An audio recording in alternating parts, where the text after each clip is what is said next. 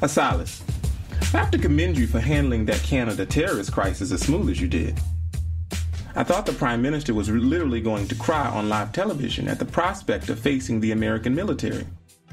Inside, I wanted to laugh, honestly, because I know they don't have the guts to fight anyone, let alone us. You never cease to amaze me.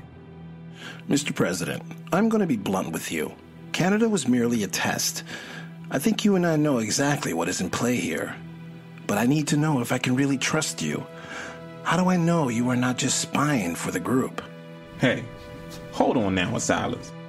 You and I go way back.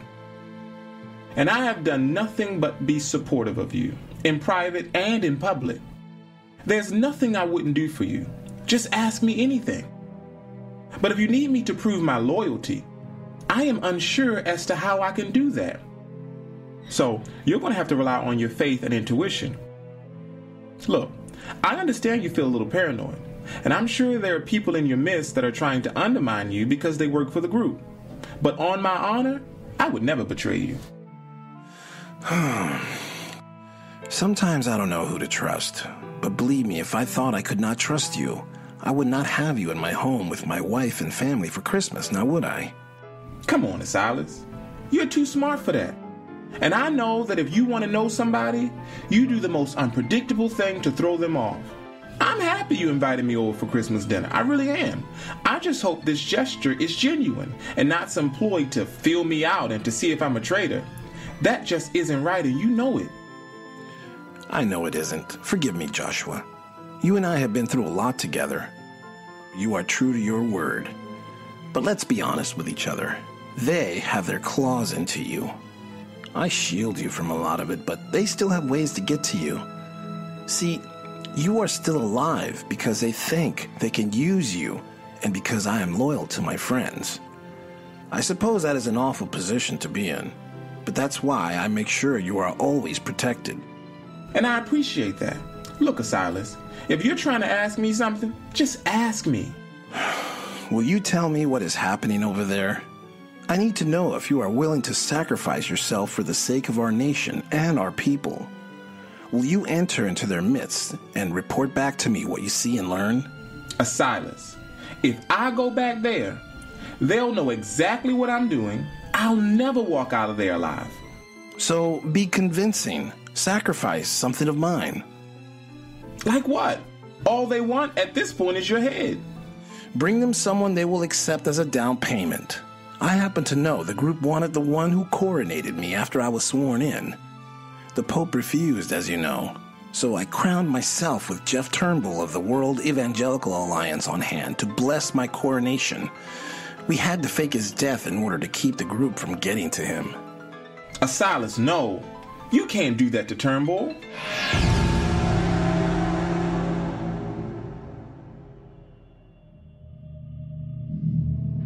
The world already thinks he's dead, and I happen to know he is willing to do this for the sake of mankind, not just America.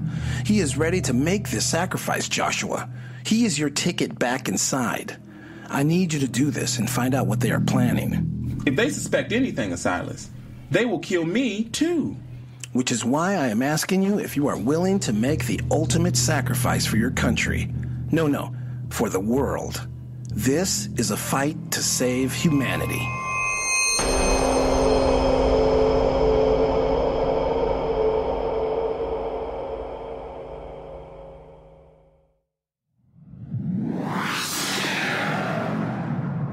New Kingdom Radio Theatre. The Rise of King Asilas is brought to you by the J.V. Micah Publishing Company, publishers of the Blake's Secret Short Reader Series for Beginner English Learners and the I Want to Learn English textbook. Please visit www.iwtle.com.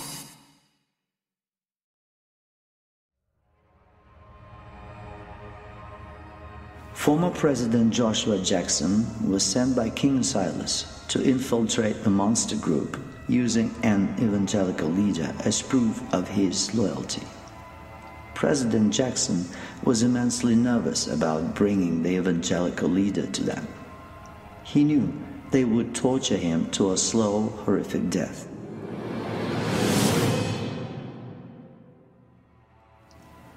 He also thought they would do the same to him. But strangely, they accepted his gift and welcomed him with open arms. President Jackson managed to keep his composure. During their meeting, Jackson was made to watch as hooded members of the group tortured the evangelical leader, dismember his body, and throw him into a large fiery pit that was at the feet of a giant statue of Moloch.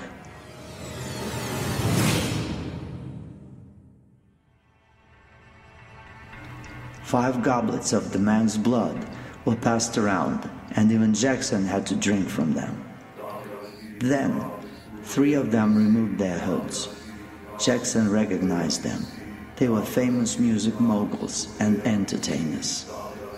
When Jackson returned to New Eden, he went straight to King Asilas to tell him what he saw.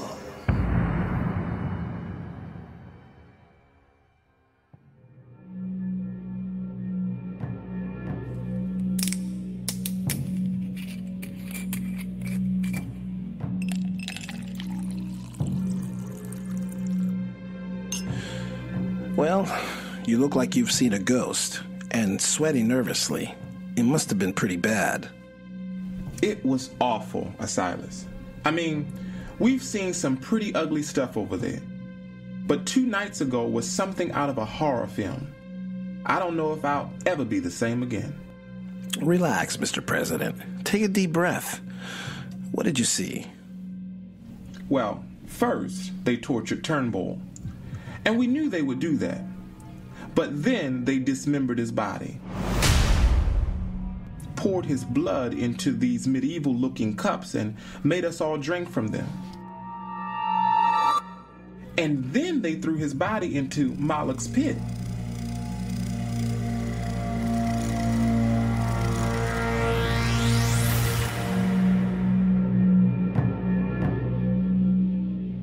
Okay, you got in and saw all that, and I'm sorry you had to see it. What did you learn, though? I saw famous music producers and entertainers. They were the ones in charge of the torture and all the gross stuff. It seems they were the ones overseeing the ritual. And they were the most evil people I had ever seen at all these gatherings. Who were they, Joshua? Maybe you've heard of them or know of them. But the main one is a rapper by the name of Gangsta T. You know who he is? Sure I do. I don't care for his music, but kids love it, it seems. Well, I'm pretty sure they're putting demonic subliminal messages in their music. Subliminal? They blatantly put it in their videos. I told Minister Oreb to crack down on all those that break the censorship decree. But that guy and those in his company, I think they're called the Death Kingdom label, they have been under scrutiny for a while now. Be careful, Asilas. People really love you, and they love that you don't intrude on their personal lives. If you start to pull their music, they might turn on you. People love to blame you for anything that goes awry. So just be prepared to face some public backlash if you go after Gangsta T. What kind of backlash could there be? They are sick, twisted devil worshippers. Asilas, you could be called a racist, a fascist, or some other ist. A racist? That's absurd. So, we'll round up devil worshippers of all races, men and women alike, and make a spectacle of it. Are you sure you want to make a public spectacle? Don't you think the group will know I'm the one that fed you this information? Mr. President, for all we know, they let you in on purpose to see these guys, just so you could come back here and tell me how horrible they are, so I can do their dirty work for them. It's very possible they want to get rid of them and figure I would do it for them. Like if they can still control me. God, I really hate them. Okay, now calm down, Asilas. Let's think of the best way to do this. Maybe you should bring in Minister Oreb and Quentin Capone and hash out a plan.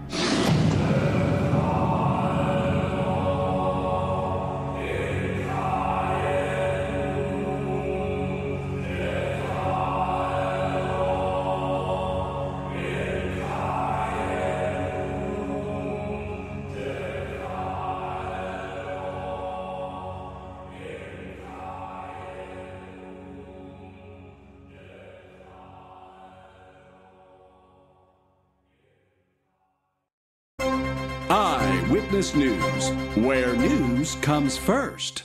Good evening. We have breaking news from the entertainment world. Superstar rapper and music mogul Gangsta T, whose real name is Maurice Tyler Moore, has been arrested and charged with violation of the censorship law decreed by King Asilas earlier this year. Mr. Moore was repeatedly warned by the office of Jeremy Oreb, the Minister of Interior, to not release any new songs until they were approved by the minister's office. Yesterday, Mr. Moore's record label, Death Kingdom Records, released Gangsta T's second album since the decree. Tonight, Mr. Moore and several of the record label executives are in jail awaiting trial for crimes against the crown. We are hearing mixed reactions from fans across the country.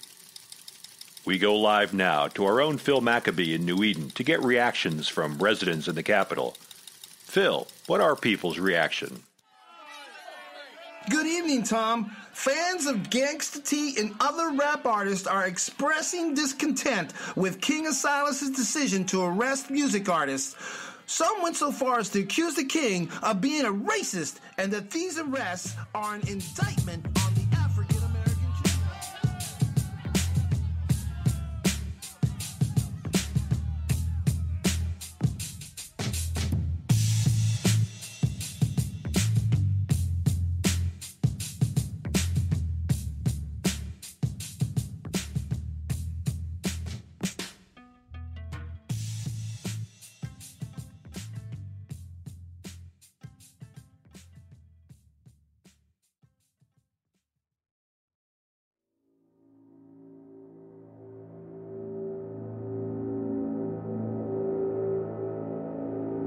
King Asilas faced many challenges as an absolute ruler, but he never had to explain himself and refused to debate with anyone about his decisions. In the case involving the public trial of Maurice Tyler Moore, otherwise known as the rapper Gangsta T, Asilas would not yield to any questioning of his motives for making a public spectacle of the rapper and others in the music industry.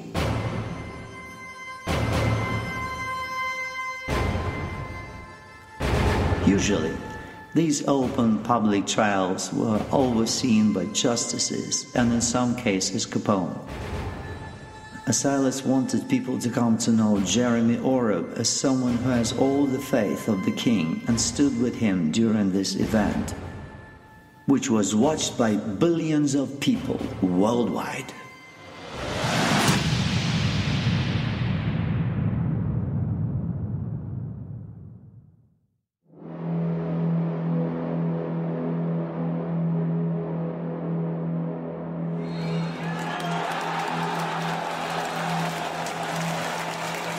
My fellow citizens, standing in the trial here in this open court are followers of the occult. These men and women who are adored and idolized by many youths are nothing more than devil worshippers, Satanists. This is not speculation. We have sworn testimony from credible witnesses, including the former President of the United States, Joshua Jackson.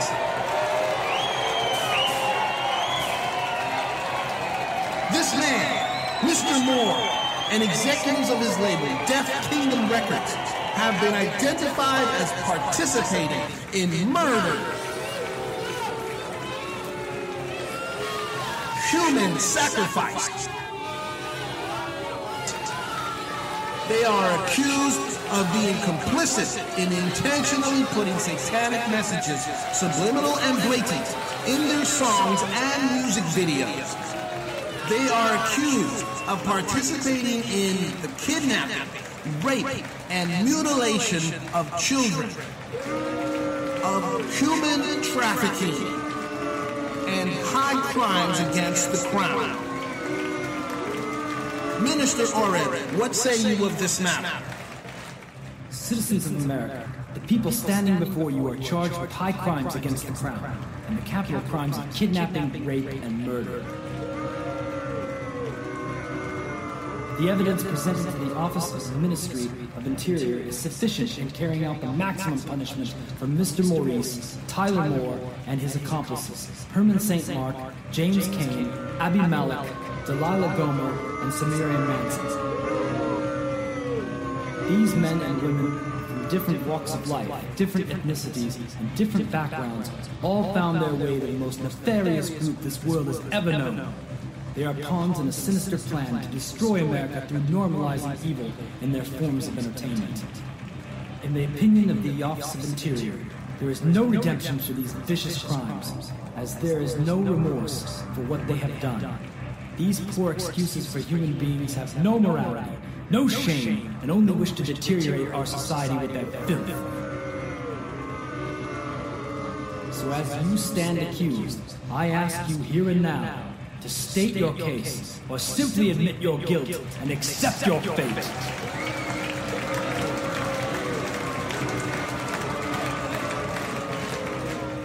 Very well. If you do not wish to speak, then allow me to state your fate. This court finds you guilty of the crimes you are charged with. And the punishment for your crimes is death by hanging.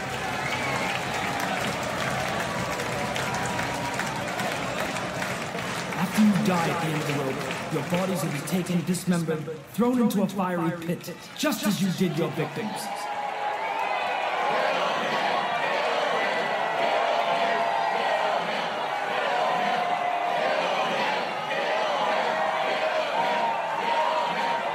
Even this punishment isn't enough to make you pay for what you've done. Guards, take this scum to the gallows! Put the rope around them this instant!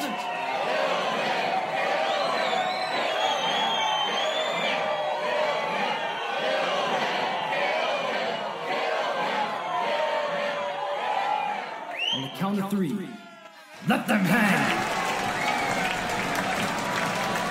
1!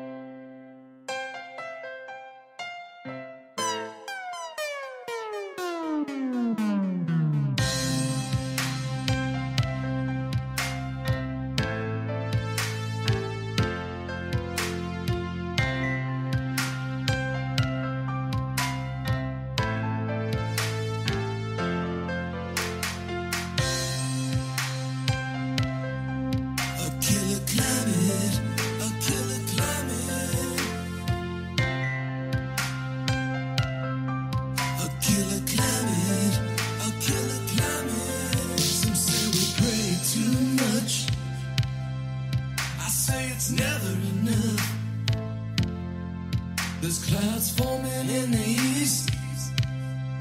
There's things pulling out of reach, yeah. A tough tone, a fratricide, all alone. I try to hide, cell phone, a closed mind, a bad scene. We're running out of time.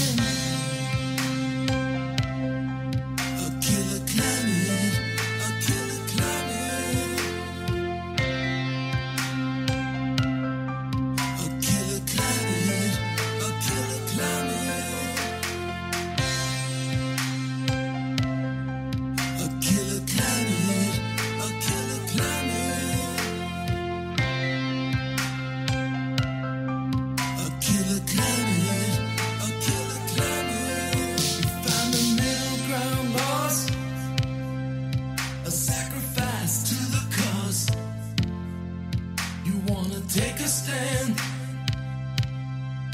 will last first. Does this help my fellow man? Uptight, a narrow view, no time, just rush it through. Peace signs, it's old news. Judgy people, how about you? Yeah. A killer climate, a killer climate. A killer climate, a killer climate. A killer climate, a killer climate. A killer climate, a killer climate. I never thought I'd say this, but I feel like my love is being wasted on a world filled with hatred, complications. We're standing no more as a nation. Kinda crazy, 'cause against the words we're praying, asking God for a sign to come and save us. And I fear I'm losing all my patience. Should I try and change it, or is that wishful thinking? It's a killer climate. You take love where you can find it. Is it different from me?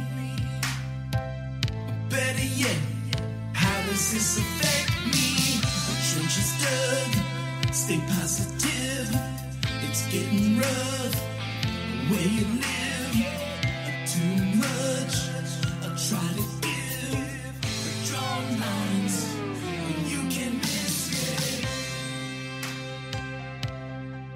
A killer climate, a killer climate.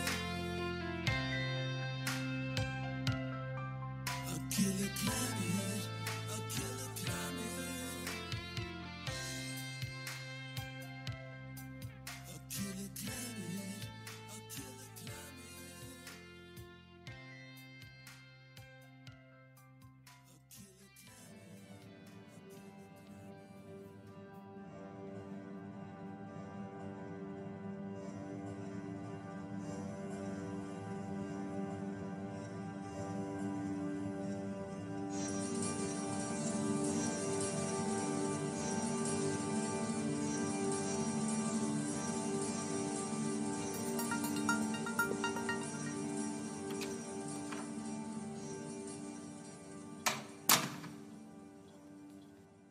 Asilas, I'm glad you're back.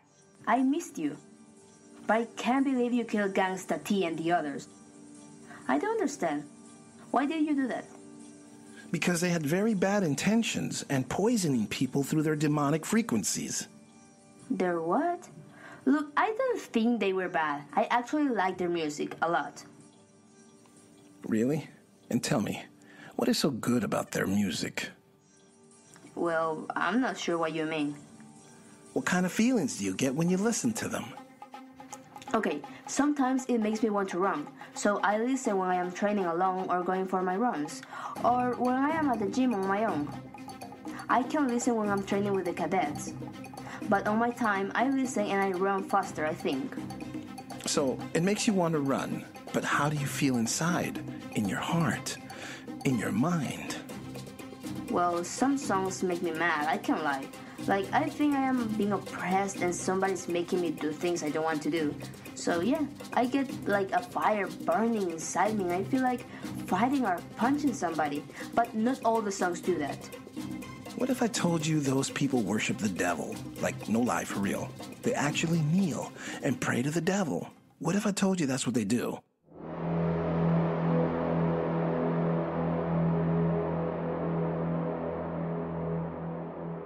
I would say that's not relevant because there's no such thing as the devil. Maybe they think they are praying to the devil, like Christians think they are praying to a god, but really they aren't praying to anything. It's in their heads. In their heads? Why do you think people even pray in the first place? I don't know. Maybe they think God will give them something, like wishing for money or something. Don't people do that anyway? Don't you wish for things and have hope? I do, but I don't think some magic man in the sky is going to give it to me. So why bother wishing at all? Why bother thinking you want anything in this world? What is the reason anyway, if not because we are given a purpose from a creator? Why bother building rockets to go to other planets? It doesn't matter anyway. There's no real purpose. We're just here existing for no reason at all, whatsoever. I didn't say I have no purpose. Essentially, we don't have any purpose if we don't have a creator. Think about it. What purpose does a car have? To transport people too lazy to walk?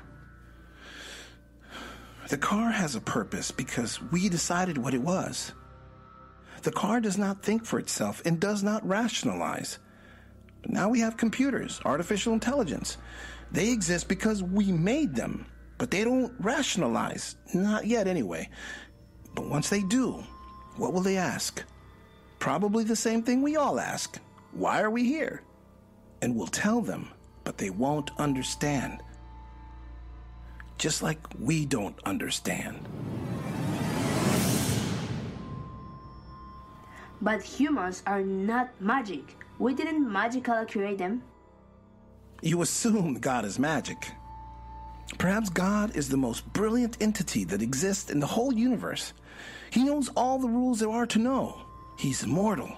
He's so far above our comprehension that it appears as magic, but it's really his dominance over the rules of the universe. You lost me. Look, to me, God is not a real thing. A real thing is like a rock, or your lips, but I can't touch God, or the devil for that matter.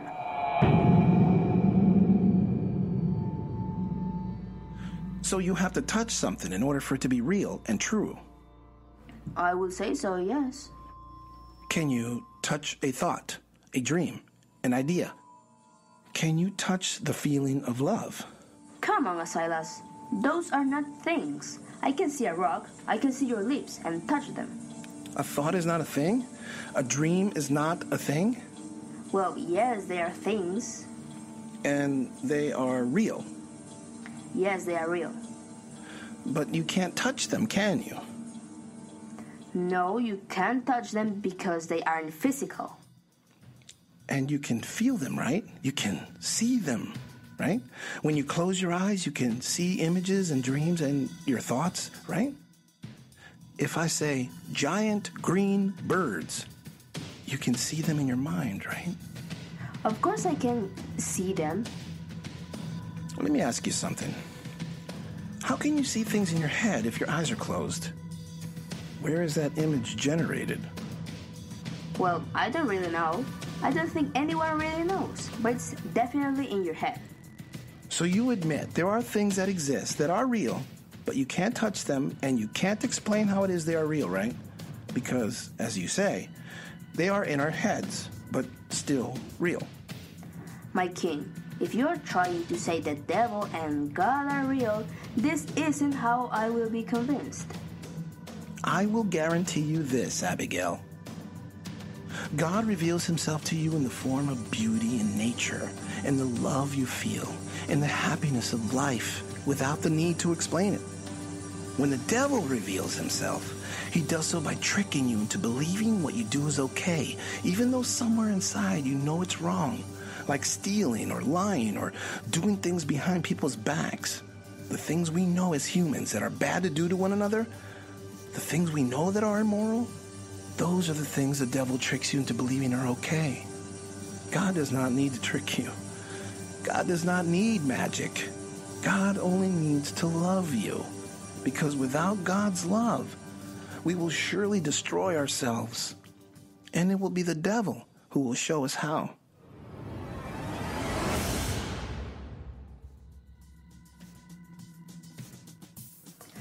I'm not sure I understand what you mean, my king. I'm afraid when you finally do, it will be too late.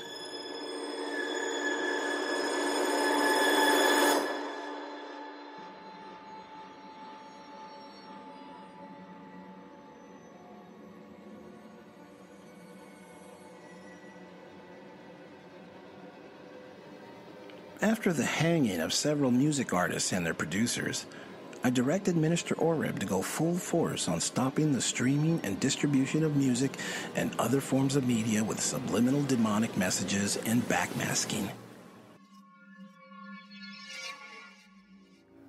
I also commissioned one of the country's top Christian universities, whose science department was credited for innovating in cutting-edge technology, to create a system that could detect subtle frequencies in any form of media that contained satanic and maniacal intimations.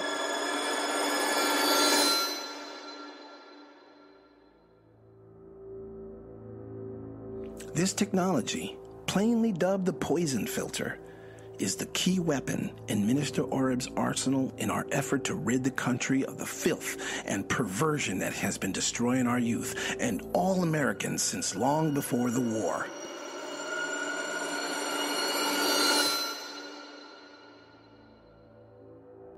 I know these actions have some harsh critics, but one of the benefits of being an absolute ruler is those who try to push me too far will find themselves in a hell of their own.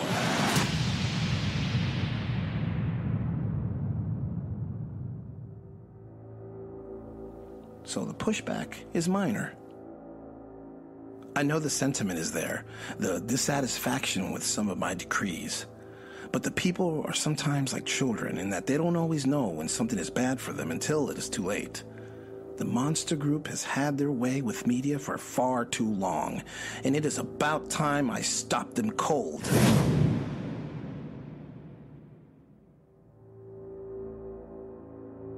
It is now, after all, the silent war we are in the middle of. Most people are completely unaware of this battle for their souls, for their control. Even less are they aware that this war was waged thousands of years ago. And I am not the first, by a long shot, to fight these immensely powerful and evil people.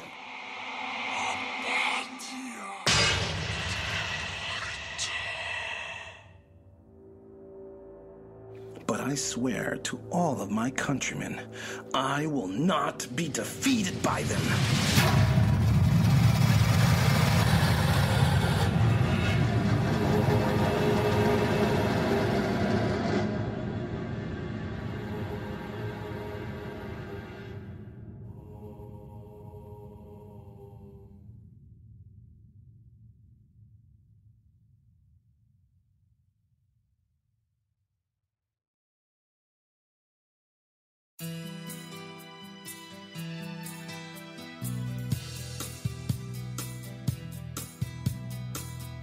You have been listening to The Rise of King Asilas, Episode 5, Poisonous Frequencies, starring J.V. Torres as King Asilas, Steve Fisher as Minister Jeremy Oreb, Clarence Jackson as the President, Naomi Castillo as Abigail Sierra, Don Rosinski as Newsreader, and narrated by Sergei Brezhnikov. This episode features the song Killer Climate by DJ Elevator featuring B Diamonds. Visit their website at www.urbanatureproductions.com. This episode also features music by Dave Travis, Brian Shaviri, Incompetech.com, freesound.org, and Audio Jungle. For more information about this program, the music, and the cast, please visit our website at www.theriseofkingasilas.com. This has been a production of the New Kingdom Radio Theater, a subsidiary of the J.V. Micah Publishing Company in Baltimore, Maryland. Copyright 2018. And stay tuned for Episode 6.